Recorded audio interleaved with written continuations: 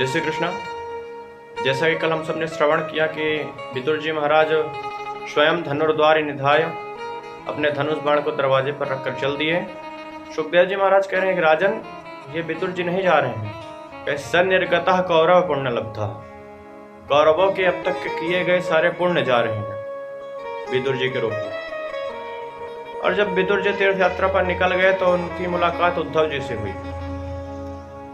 जब उनकी मुलाकात उद्धव जी से हुई तो उद्धव जी ने सारा वृत्तांत सुनाया, सारा समाचार बताया कि कौरव सारे मारे गए और भगवान भी अपनी लीला सम्मरण करके स्वधाम चले गए। और जाते जाते मुझे दिव्य उपदेश देके गए हैं। विदुर जी ने पूछा कि कौन सा उपदेश? तो उद्धव जी ने कहा कि ये उपदेश अगर आपको सुनना है तो आप मैत्रेय मुनि के पास जाइए। वो उपदेश उन्होंने मेरे साथ साथ उन्होंने भी सुना है, वो आपको हरिद्वार में मिलेंगे। तो विदुर जी महाराज हरिद्वार आ गए। मैत्रेय मुनि के पास पहुंच करके उन्हें प्रणाम किया और सृष्टि के रचना के बारे में प्रश्न किया। मैत्रेय जी ने सृष्टि का विस्तार पूर्वक वर्णन किया और सृष्टि के रहस्य के बारे में प्रश्न किया। मैत्रेय मुनि ने सृष्टि का बहुत विस्तार पूर्वक वर्णन किया। सबसे पहले ब्रह्मा जी ने 4 ऋषि प्रकट किए,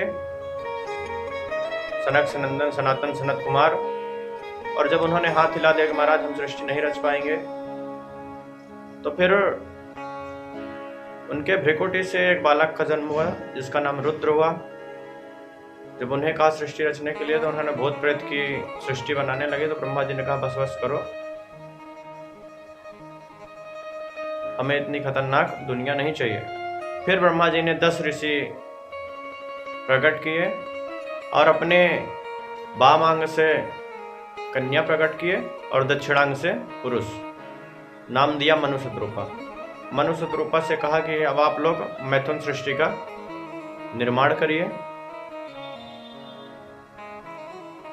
और मनु जी के संतान होने के नाते हम सब मनुष्य कहलाते हैं। मनु स्मृति उनकी बड़ी प्रसिद्ध है।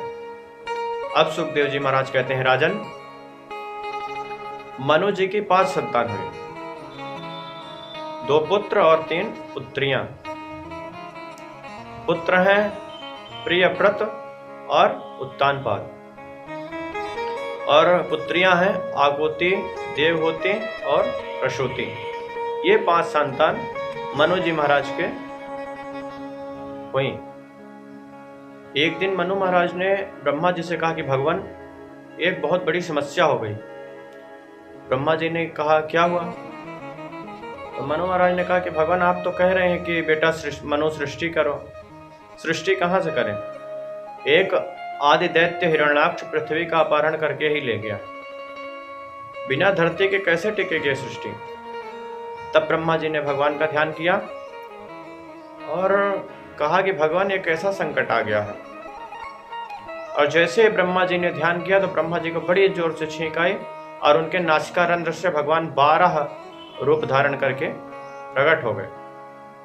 अब 12 भगवान ने हिरण्याक्ष का वध किया और पृथ्वी का उद्धार कराया। और तब पृथ्वी का विस्तार हुआ। विदुर जी ने प्रश्न कर दिया कि महाराज, ये हिरण्याक्ष कौन था? तब मैत्रेय मुनि कहते हैं कि विदुर जी महाराज, कश्यप मुनि की अनेक पत्नियों में एक है देवी दिति। एक बार जब कश्यप मुनि सूर्यास्त के समय संध्या कर रहे थे, इतने में उनकी पत्नी देवी दिति काम पीड़ित होकर के अपने पति से रति याचना करने लगी। कश्यप जी ने समझाया, ऐसा घोर तमा बेला घोराणाम घोर दर्शना। देवी जी, ये सूर्यास्त का समय हो रहा है और सूर्यास्त के समय भगवान महादेव शंकर विचरण करते हैं, इसीलिए इस समय सहवास नहीं करना चाहिए। पर देवी दीति नहीं मानी, बहुत प्रकार से समझाया। देखिए, सूर्यास्त के समय ये 4 काम बिल्कुल भी नहीं करने चाहिए, शास्त्र वर्जित है। कहे कौन कौन से? कहे आहारम मैथुनम निद्रा स्वाध्याय विशेषतः। आहारम भोजन नहीं करना चाहिए, शयन नहीं करना चाहिए, स्वाध्याय नहीं करना चाहिए, अध्ययन नहीं करना चाहिए और सहवास नहीं करना चाहिए। ये 4 कार्य निषिद्ध है। भोजन करोगे तो आप रोगी बनोगे, और सूर्यास्त के समय अध्ययन करोगे तो जो याद करोगे सब भूल जाओगे, और सूर्यास्त के समय अगर आप शयन करोगे अर्थात सोओगे तो आपके घर में दारिद्रता आएगी। और कहते हैं सूर्यास्त में जो स्त्री गर्भवती होती है उसके दुष्ट प्रवृत्ति का संतान पैदा होती है, राक्षस प्रवृत्ति का संतान पैदा होती है। तो ये 4 काम बिल्कुल भी सूर्यास्त के समय नहीं करने चाहिए। कश्यप जी ने बहुत समझाया पर देवी दीति को समझ नहीं आया। कश्यप जी ने पत्नी का मनोरथ पूरा किया। जब काम ज्वर दीति की शांत हो गई तो दीति ने पश्चाताप करते हुए कहा कि स्वामी, हमसे बहुत बड़ी भूल हो गई है, हमें क्षमा कर दीजिए। तो कश्यप जी ने कहा कि देखो देवी, हम तो क्षमा कर देंगे, लेकिन जो तुमसे भूल हुई है उसका परिणाम तो तुम्हें भोगना ही पड़ेगा। तो दीदी बोली, क्या होगा महाराज? तो कहे, देखो देवी, तुमने सूर्यास्त में सहवास किया है तो तुम्हारे गर्भ से 2 दुष्ट बालक जन्म लेंगे जो पूरी धरती को हिला करके रख देंगे, महादुष्ट प्रवृत्ति के होंगे। अब देवी दीति बेचारी घबरा गई, डर गई। कहते हैं वो भी बड़ी तपस्विनी थी, उन्होंने अपने तप बल से 100 वर्षों तक पुत्रों को जन्म ही नहीं दिया। दधार वर्षाणी शतम शंखमाना सुरार्दनत। 100 वर्षों के बाद 2 दैत्यों को जन्म दिया। नाम हुआ हिरण्याक्ष, हिरण्यकश्यपु। और पैदा होते ही उनका शरीर एकदम से विशाल हो गया, बड़ा हो गया। उनमें से आज भगवान ने 12 अवतार लेकर के हिरण्याक्ष का वध कर दिया। सर्वत्र सर्वदा। तब पृथ्वी का उद्धार हुआ, फिर सृष्टि का विस्तार हुआ। सबसे पहले बेटियों का वंश बतलाया। मनु महाराज की जो 3 बेटियां थी, उन 3 बेटियों में जो बीच की थी वो थी देवहूति। देवहूति का विवाह कर्दम ऋषि के साथ हुआ। कर्दम जी ने कामक विमान का निर्माण अपने संकल्प से किया और दिव्य सुख देवहूति को दिए और 9 पुत्रियों को जन्म दिया। और 10वीं संतति के रूप में साक्षात भगवान कपिल मुनि का प्रादुर्भाव हुआ। बोल कपिल भगवान की जय।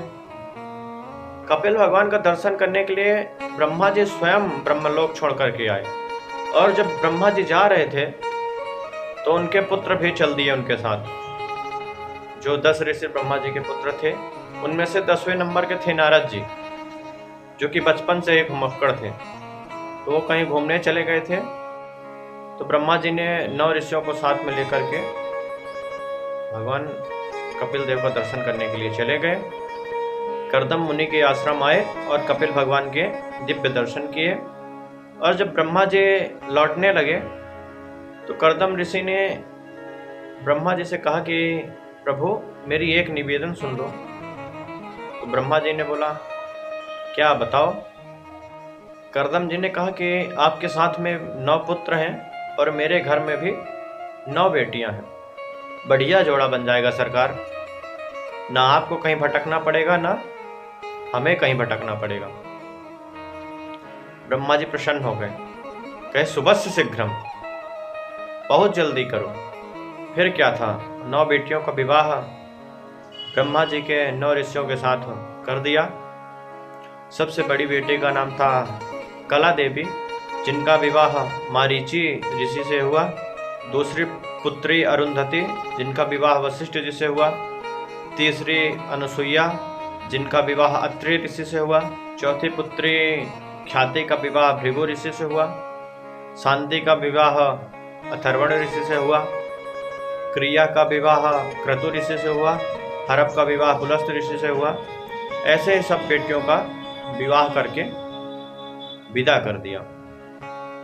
कर्दम जी ने देवहूति से कहा कि देवी, तुम्हारी बेटियां ससुराल चली गई हैं, तुम्हें बेटा भी मिल गया है और घर गृहस्थ की जिम्मेदारी हमारी भी पूरी हो गई है। तो अब हम चलते हैं भगवान का भजन करने। ब्राह्मण का शरीर ब्रह्म ज्ञान के लिए ही मिला है, केवल तुच्छ विषयों में बर्बाद करने के लिए नहीं। जो संसार की जरूरत थी वो हमने पूरी कर दी है। ऐसा कह करके कर्दम ऋषि तपस्या करने के लिए निकल गए। अब घर में मैया बेटा सिर्फ 2 रह गए। एक दिन देवहूति ने अपने बेटे कपिल से कहा, निर्विण्णाम नितराम भोमन असद इंद्रिय तर्षणात् येन संभव्यमानेन प्रपन्नांधम तमः प्रभो। माँ कहती हैं, प्रभु मैंने अपने जीवन में सारे सुख पा लिए। सम्राट की बेटी बनके मायके में ठाठ से रही और कर्दम जी की पत्नी बनके कामक विमान में उड़ के खूब सारे सुख भोगे। बेटियां मिली तो अरुंधति अनसुईया जैसे मिले, दामाद मिले तो भृगु वशिष्ठ अत्रि जैसे मिले, और बेटा मिला तो तुम्हारे जैसा मिला। पर फिर भी मेरी आत्मा अतृप्त है, मेरा मन अभी भी असंतुष्ट है।